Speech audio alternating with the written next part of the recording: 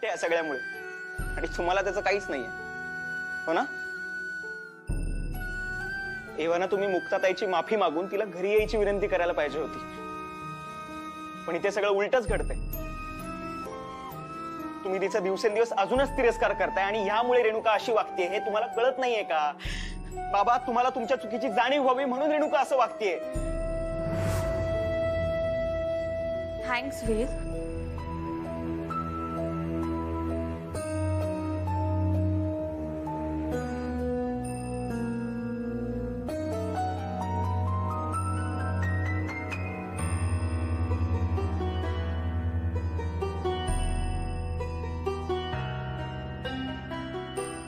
मला वाटलं नव्हतं तू मला कधी एवढं समजून घेशील असं. आज मला मी तुझी बायको असल्याचा खूप अभिमान वाटतोय रे. ह्या लोकांना त्यांच्या चुकांची जाणीव होईल की नाही माहित नाही, पण आपण प्रयत्न करत राहायचा, आणि त्या प्रयत्नांचाच भाग म्हणून आजपासून किचन बंद. काय? किचन बंद म्हणजे? अहो, तुम्हाला मराठीत सांगितलेलं कळत नाही का? इंग्लिश मध्ये सांगू? It is closed. आणि तसंही मीनाला ऍडव्हान्स 1 महिन्याचा पगार देऊन सुट्टीवर पाठवलं तिला मी. कळलं? काय? हो, आता ती महिनाभर येणार नाहीये, आणि त्याशिवाय मी तिला हेही सांगितलंय की तिची सुट्टी अजूनही वाढू शकते. सो आता मी मोठा ब्रेक घेणार आहे, आणि तुम्हाला सुद्धा ब्रेक देणार आहे. आजपासून ह्या घरात कोणीच काहीच बनवणार नाहीये. कळलं? आणि मी पिझ्झा ऑर्डर केला. आम्ही असलं काही खात नाही. आत्या, पिझ्झा माझ्यासाठी आणि वेदसाठी मागवले. तुमच्या सगळ्यांसाठी घरगुती जेवणाचे डबे मागवले.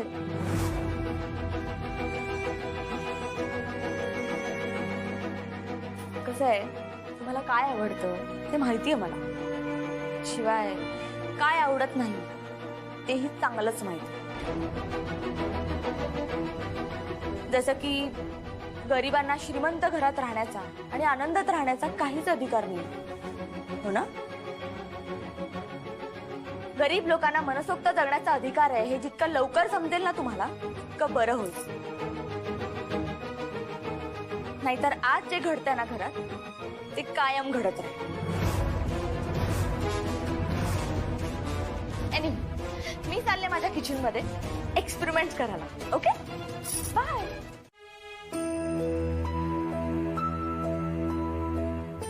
काका, तुम्ही जेवलात का?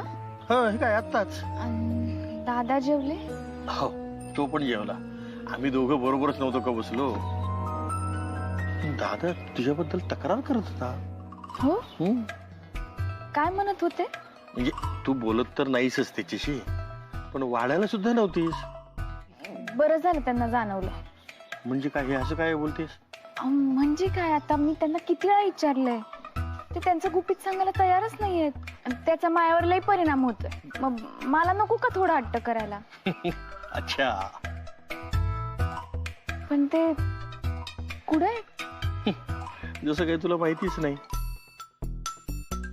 दुपारचं जेवण झाल्यानंतर दादा वामकुक्षी घेतो म्हणजे घेतोच की नाही.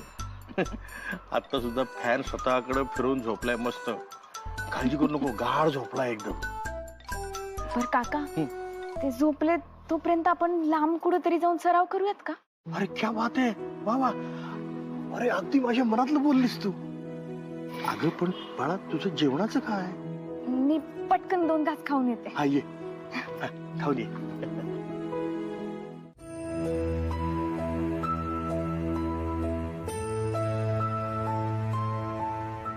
दादा अजून झोपलाय?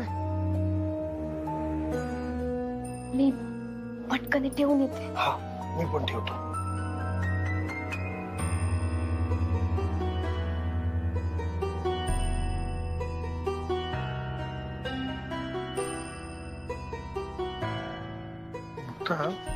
खरं तर दादा इतक्या उशिरापर्यंत ती झोपत नाही. काय, हा असं झालं असेल कदाचित ना त्याला रात्री मध्येच कधीतरी जाग आली असेल आणि नंतर झोप लागलीच नसणार, मी सांगतो. अहो, पण त्यांना जाग आली असती आणि आपण सराव करायला गेलो हे समजलं असतं तर. अरे काय झालं? हे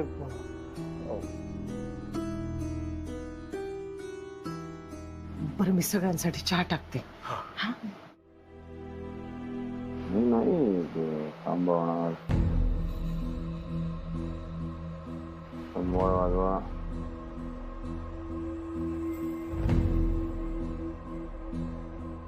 हिंदीत वाजवा. मी नाही विरोध करत, वाजवा.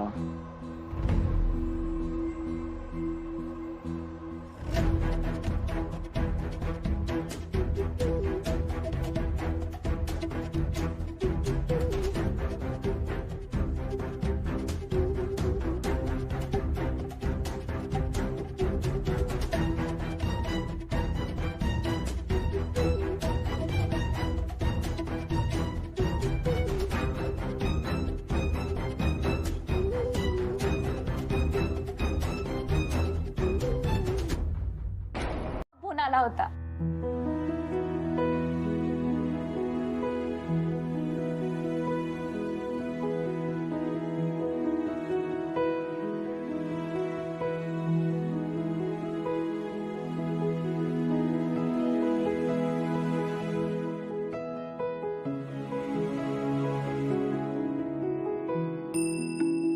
गजा, त्यांना म्हणावं रियाज केलाय बर का, आणि इकडं घरी नाही, लांब लांब जाऊन केलाय. कारण मला माया माणसांपासून काही लपवून ठेवायचं नाहीये. शेवटी सत्य हे परक्यांपासून लपवता येतं, आपल्या माणसांपासून नाही लपवता येत ना. हे आपोआप बाहेर पडतं. ते ऐकतात ना, ते बोल.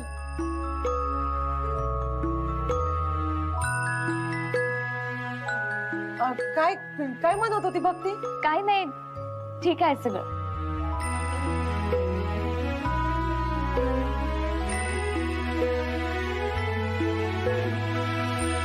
अकरा, 12, 13. या म्हणताचे याला म्हणतात प्रगती. प्रगती नाही, प्रगती नाही, फक्त भक्ती. म्हणताचे काय तुमचा स्टॅमिना वाढलाय राव. अयो आता लई मजा ये ना. तुमचं बोलले मोठे, तुमचं मायापेक्षा तूच जास्त उतावळी होऊन राहिला. नाही तशी मी तुम्हाला काय बोललो होतं का, तुमच्या आनंदात भाव आनंद आहे. माया आनंदाला डिस्टर्ब करू नका. आज मी माया ड्रीम गर्ल सोबत असणार आहे रात्री. अरे कुणीतरी या सूर्याला लवकर खाली ढकला दे, लवकर रात्र होऊ दे. काटे नहीं कटते ये दिन ये रात, कहनी थी तुमसे जो दिल की बात, लो आज मैं कहता हूँ भक्ति, आई लव यू. सोबत तेच विषय बोलत होते, संगीत गायन ह्याबद्दल बरळत होते.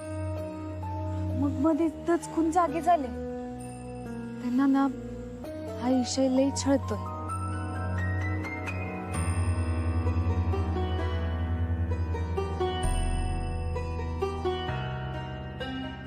काय मुक्ताताई चक्कर मारताय वाटतं. होय, हो आपलं सहजच. हे भागवत काका लय भला माणूस आहे. एसटी मध्ये ड्रायव्हर आहेत. नमस्कार. नमस्कार मुक्ताताई, घरी पाहुण्याने घेऊन यायचं बरं नक्की चहा प्यायला. नक्की.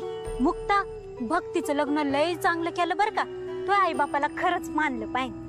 अरे हा, आज लोणीला चाललो होतो तेव्हा बसमध्ये भक्तीचे सासू सासरे दिसले.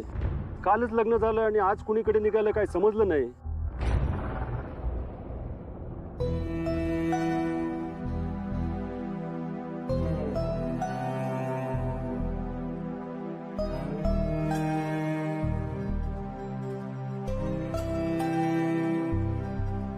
आई, या घरातली संकट संपण्याचं नावच घेत नाहीयेत. पाहतेस ना, आमचीच माणसं आमच्याशी कसं वैऱ्यासारखं वागतायत ते. अगं हर प्रकारे समजावून झालंय, हात जोडून झाले, रागवून झालं, सगळं करून झालं, पण कुणीच ऐकायला तयार नाहीये. तर सगळी भिस्त तुझ्यावरच आहे. लक्ष असू दे ग सगळ्यांवर.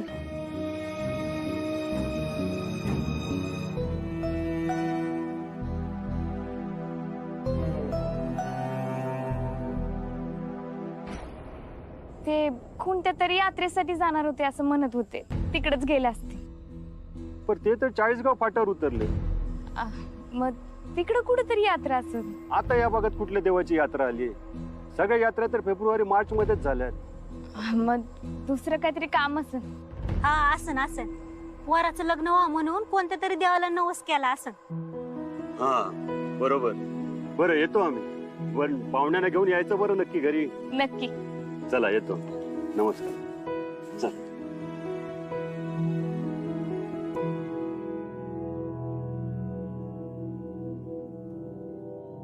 काय ग, कसला विचार करते? थांबा. काल तर आमचं लग्न झालं आणि दुसऱ्याच दिवशी यांचे आई वडील यात्रेला पण गेलेत. तुला त्या म्हणजे भक्तीच्या सासरच्या लोकांबद्दल काही सांगायचं होतं.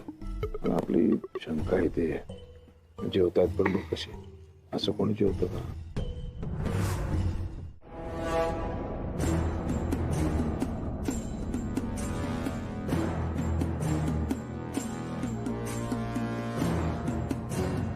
फोनही लागत नाही, कुठे गेलेत पत्ता नाही. कमाल आहे. पण तुम्हाला कोणालाच काही कसं वाटत नाही रे?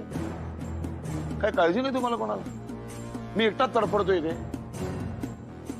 दादा ते गेले असतील इथंच कुठेतरी फिरायला, येतील एवढ्यात. काय फिरायला जातात? हे काय फिरायला महाबळेश्वर आहे का शिमला कुलू मनाली आहे? ते काय बघण्यासारखं डोंबल्याचं? गेले ते गेले, सांगून जाता येत नाही कुठे निघालोय, कधी येणार आहे, काय काही नाही, काही शिस्तच नाही, बेशिस्त. हे जा रे जा, बघून जा. ठीक आहे मी जातो. आणि दादा तुम्ही थांबा, आम्ही दोघं जाऊन बघून येतो. चल गाजा. आलोच. आणि ये त्यांना सांगा घरामध्ये कोणीतरी वाट बघते म्हणावं, काळजी करतायत माणसं. होय सांगतो. हा जा. होय चला.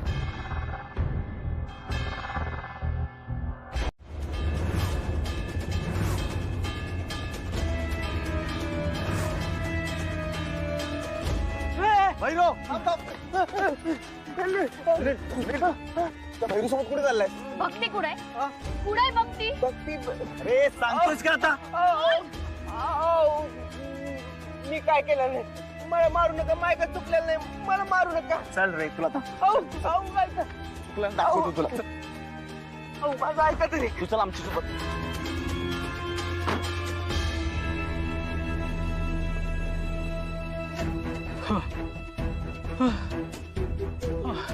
वयो हे कुठून डबागले? नाही नाही, कांता शेठला फोन केला बाई. कांता शेठ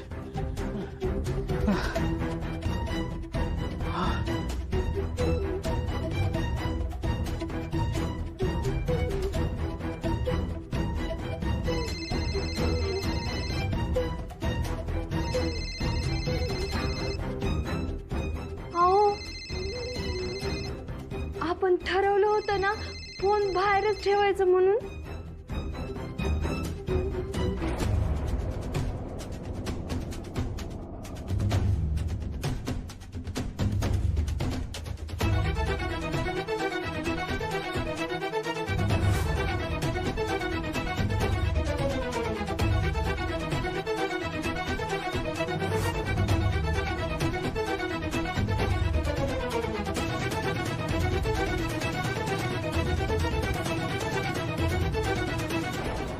नुसतं उशीर होईल एवढंच म्हणाले? होय. अरे पण उशीर का होणार आहे? कुठे गेले? किती वेळ लागणार आहे? काही काही सांगितलं नाही. आत्माराम, तुला तरी पटतं का रे हे सगळं? नाही नाही नाही मी काय बोलत नाही म्हणून वाटेल तसं, मनाला येईल तसं वागायचं. बेशिस्त आहेत दोघंही, बेशिस्त. अरे दोघांचे बाप इथे आहेत ना, मग एकाला तरी सांगावं वाटलं नाही त्याला. आणि मला सांग, मी फोन केला तेव्हा लागला नाही, तुझा बरा लागला रे फोन. दादा तेव्हा त्याला रेंज नसन. अरे रेंज नसायला काय झालंय? कुठे असे गेलेत मोठे फिरायला? तुला सांगतो मी आत्माराम, ही ना मुद्दा म्हणून करते. नाही मालक, अहो मुक्ता अशी कशाला करल? मला त्रास देण्यासाठी. नाही नाही अहो, असं नाही वागणार ती. नाही असं वागणार ती. आतापर्यंत ती अशी कधी वागलेली नाहीये. कुठेही जाताना सगळ्यांना सांगून जाणार, कधी चालले, कुठे चालले, किती वाजता येणार, सगळं सगळं माहित असतं आम्हाला. आताच कशी अशी वागली ती? याचं एकमेव कारण आहे की मला त्रास व्हायला पाहिजे म्हणून ती असं वागलेली आहे. पळाले सगळे गुंड, पळाले. संकट टळलं. लय उपकार झाले. तुम्ही नसताना तर काय अनर्थ घडला असता देव जाणे. वेळेवर धावून आला, लय उपकार झाले. पण हे सगळं तुम्हाला कसं कळलं? मला समजलं की काहीतरी गडबड आहे, म्हणून मी माया सगळ्या मित्रांना माया संघ घेऊन आलो. आणि मुक्ताताई, भक्ती तू हीच बहीण नाहीये, आपल्या गावची लेक आहे.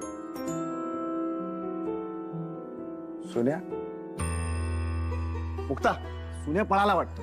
हाताला लागला असताना त्याचे हातपाय तोडले असते. जाऊ द्या, तुम्ही भक्तिताईकडे पहा. ती सुखरूप आहे, ही चांगली गोष्ट आहे. आम्ही निघतो. आणि गरज लागल्यास मुक्ताताई, आम्हाला खुशाल आवाज द्या. आम्ही तुमचीच माणसं आहोत. नक्की सांग. खरंच लय मदत झाली. येतो. चला. हॅलो हॅलो आत्या, अगं मी त्या कांताला फोन केला होता, पण त्याचा फोन बंद होता म्हणून मी त्या भैरूला फोन केला. आणि तुला माहितीये मला काय समजलं? त्या भक्तीला या भक्ता आणि सारंगने त्यांच्या तावडीतून वाचवलं. आलीच का ती धावून?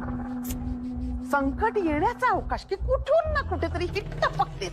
आणि त्यातून ती गावातच होती ना, त्यामुळे अजून सोपं झालं तिला. आत्या, तुझ्यामुळेच ती गावाला जाऊन बसलीये.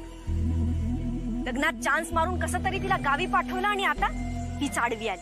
अरे पण नगरकरांच्या घरातून ती जावी हे आपल्यालाच हवं होतं ना. आणि माझ्या प्लॅनमुळे ते सक्सेसफुल झालं इतकंच. पण माझे प्लॅन माझ्यावरच कसे उडलतात ना, तेच मला कळत नाही. मला ना आता स्वतःची चीड यायला लागलीये. ती जर नगरकरांच्या घरी असती ना, तर त्या कांताच्या सगळं काही मनासारखं झालं असतं. आणि आपण त्या मुक्ताला असं डोळे भरून तुटताना बघितलं असतं. पण ती तडफड, ती रडारड, शिबाई, हे सगळं बघणं माझ्या नशिबातच नाहीये. आत्या, नशीबच त्या मुक्ताला साथ देते. आणि तो कांता आहे ना, एक नंबरचा मूर्ख माणूस आहे. काहीच विचार करून प्लॅन करत नाही. त्या मुलाचं गाव असं कुठेतरी दूर सांगितलं असतं तर बरं झालं असतं ना. म्हणजे या भक्तीलाही असं कुठेतरी दूर घेऊन गेला असता. पण नाही, हा बसला इथल्या इथेच खेळत. आता ती आधीच घरच्यांच्या नजरेत इतकी मोठी झालीये आणि सहानुभूती मिळवलीये का, तर रेणुकाच्या बाबतीत तिने त्याग केलाय ना. आणि आता भक्तीला वाचवलं म्हणजे अजूनच महान झाली ती. वा. जाऊ दे आत्या, तू नको टेन्शन घेऊस. त्यांचा कसा बंदोबस्त करायचा ना, ते बघते मी.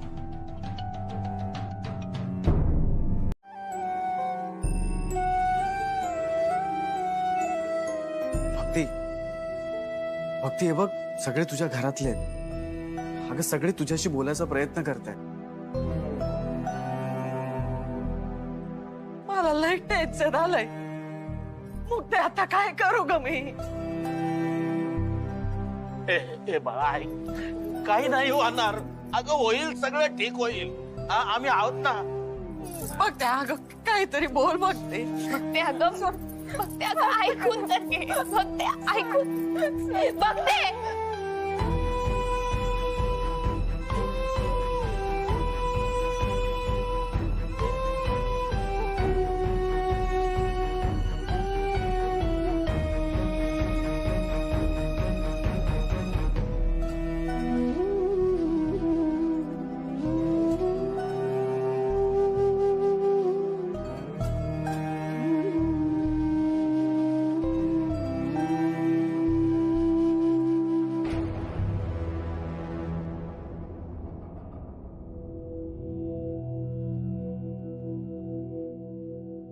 हे कुठे आहेत? मामा हे कुठे आहेत?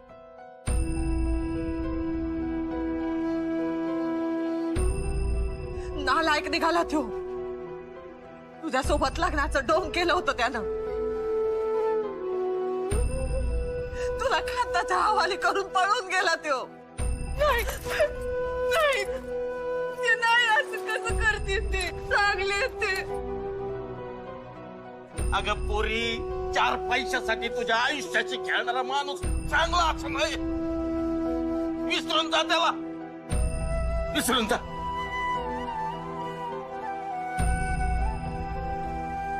मुक्ताताई, मला एकदा त्यांना भेटायचंय. फक्त बाळा नाही, फक्त एकदा त्यांना भेटायचंय ग. तुला शोधून आण त्यांना. नुसतं काय बघत बसलात माझ्याकडे? जा ना, शोधून आण त्यांना. पाया पडते मी तुझ्या. शोधून आण त्यांना.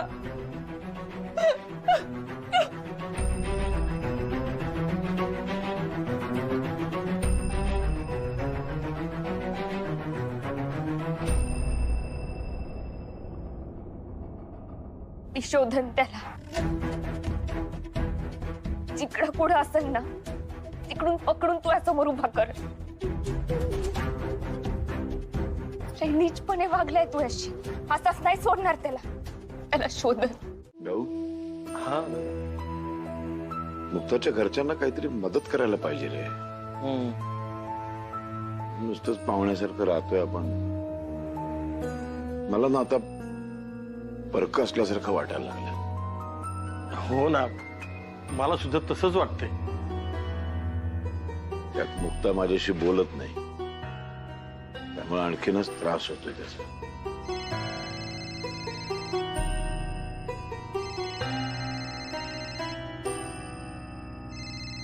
वैजंती. हा बोल ग. काय दोन्ही भाऊ सुनेच्या माहेरी चांगलेच रमलेले दिसताय. नाही तसं काही नाहीये. अहो नाही कसं, त्या दिवशी मी घरी पोहोचले असं म्हणून फोन केला, त्यानंतर तुमचा फोन नाही, काही नाही. काय म्हणतात काय सुनबाई? घरी येण्याचं नाव ऐक नाही. आणि तुमच्या दोघांची कट्टी संपली की नाही? वैजंती, इथे काहीतरी भलतच घडलंय. काय हो, काय झालंय? शक्ती, आदिमाया, महामाया, काली, भवानी ही नावं जरी ऐकली ना तरी अंगावर असा काटा येतो भक्ती. यातलं सामर्थ्य, ती ताकद लक्षात ठेव. वाईटांवर विजय मिळवणाऱ्या, पाप्यांना शिक्षा देणारी स्त्री शक्तींची नाव आहेत ही. तोंडातून काहीच शब्द न काढता शोषित होऊन सगळं सहन करणारे म्हणजे स्त्री. हे आता बदलायला पाहिजे. एखाद्या घटनेत खचून गेलेली स्त्री काही दिवसात कोसळून पडते. ही अशी उदाहरणं ठेवायची डोळ्यासमोर, मग तर त्या नराधमांचं कामच सोपं होऊन जाईल. एखाद्याला जवळ करायचं, मग धोका देऊन पळून जायचं. नाही भक्ती, हे असं केलं ना तर नंतर बातमी येईल. नाही, हे स्वतः सोबत होऊ द्यायचं नाही भक्ती.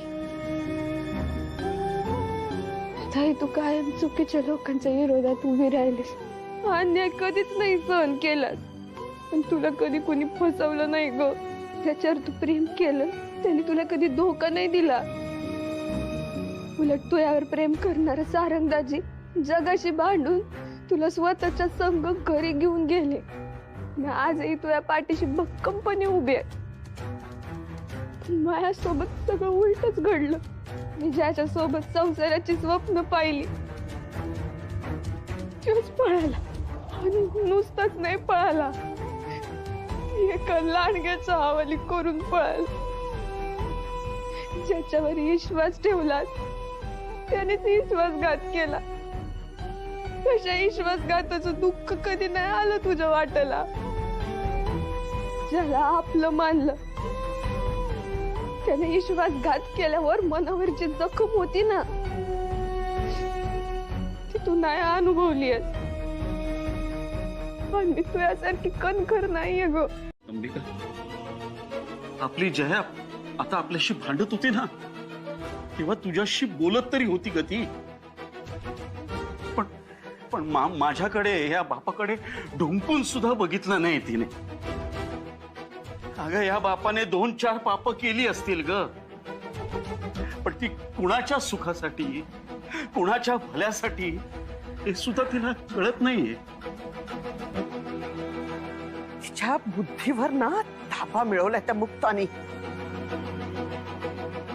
चांगलं वाईट आपलं परक ह्या समजण्याच्या पलीकडे नेऊन ठेवलंय तिला. बस बस आता माझा पेशन्स संपतोय.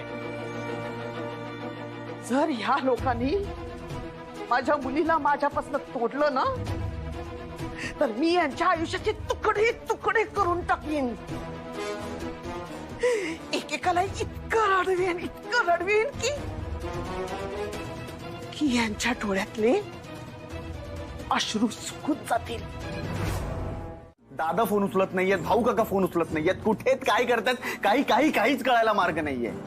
सुनाच्या मार्गावर असतील. अगं पण कळवायला नको का मुक्ता? ते किती जिद्दी आहे ते तुम्हाला माहित आहे ना. मला खात्री आहे सुनाला पकडल्याशिवाय ते काय परतच येत नसते. अगं पण कसं शोधून काढतील? इतकं सोपं आहे का ते? येवाना तो सुन्या कुठल्या कुठे पळून गेला असेल. मुक्ता, मोठी आई बाई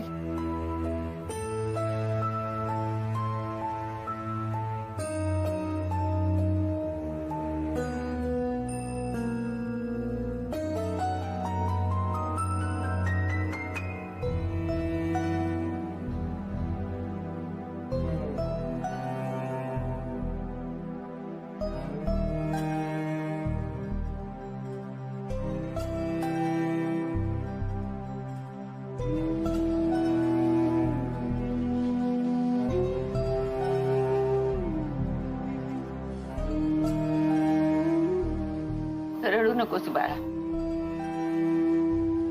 भक्ती, आपण या संकटातनं बाहेर आलो हे सगळ्यात महत्वाचं नाही का बाळा? आणि आम्ही आहोत ना सगळं तुझ्या बरोबर.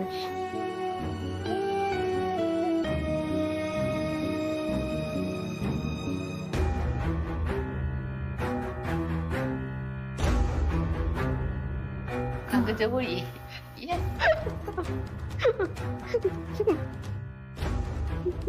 मला माफ कर पण मला हात लावू नका. मला भीती वाटते सगळ्यांच्या स्पर्शाची. बघते तिला सगळ्यांच्या स्पर्शाची भीती वाटून राहिली. हातात घेतले कळते मला. मला ना थोडा एकटीला सोडा. बाळा असू दे, आपण जाऊया बाहेर. आम्ही आहोत ना बाहेर बघती.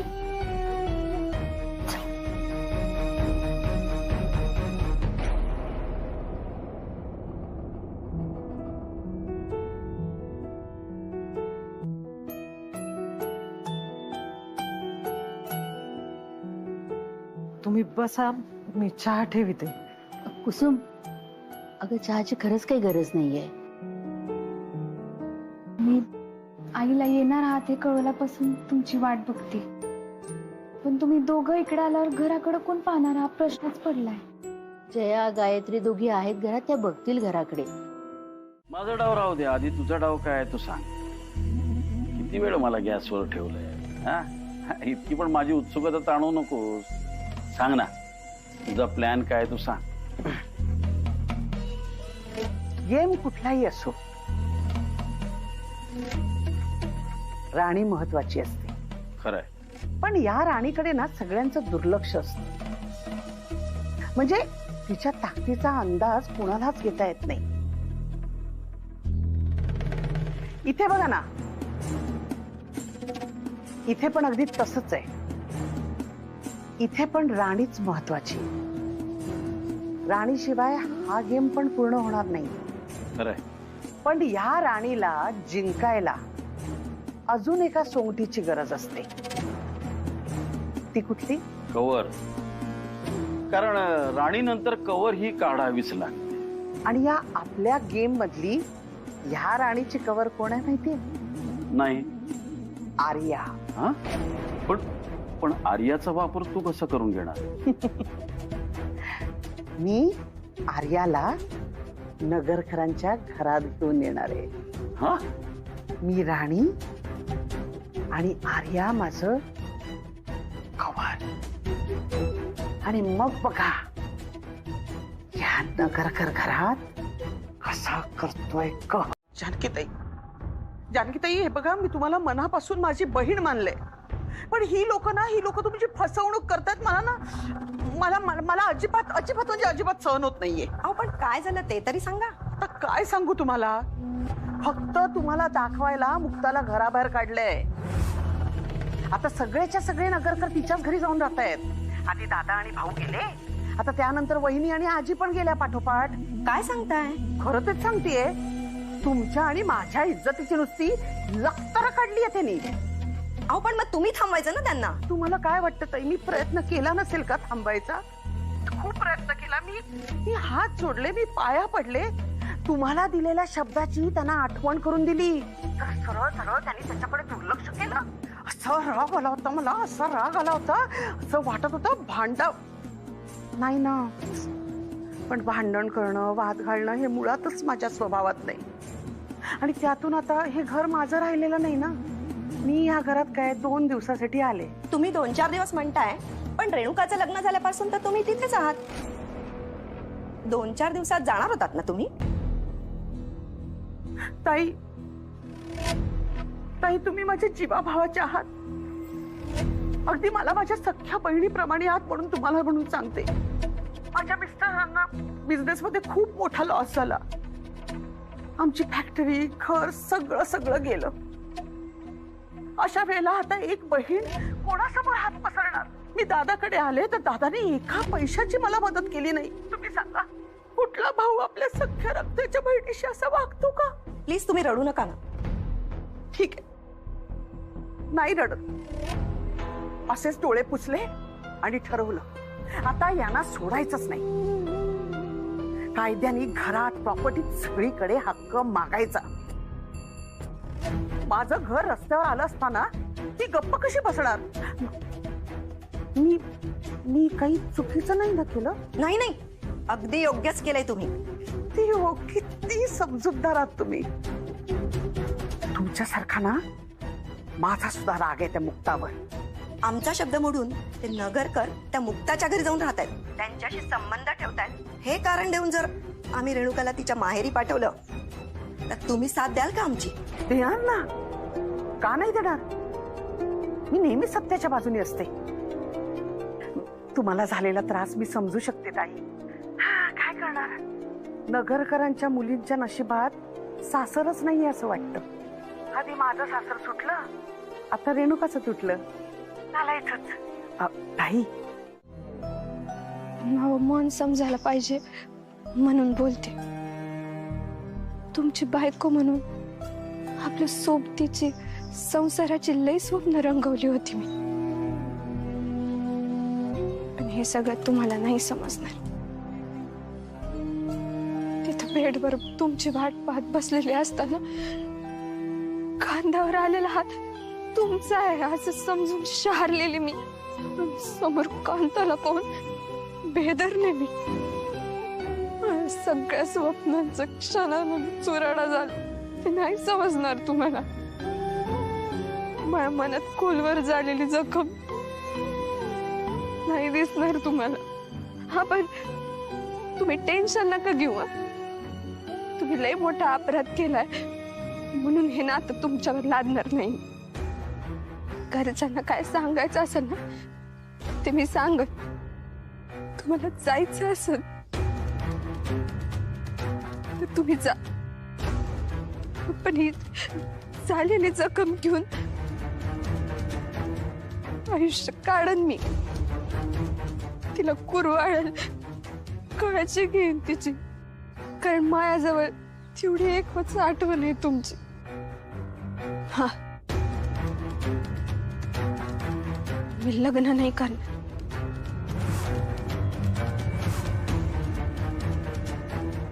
कारण ढोंग तुम्ही केलं, मी नाही.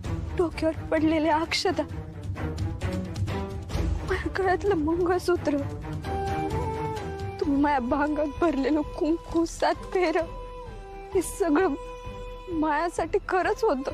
ते 7 फेरं घेताना तुम्ही पळून जायचा विचार करत असताना मी तर आपल्या आयुष्याचा संसाराचा विचार करत होते.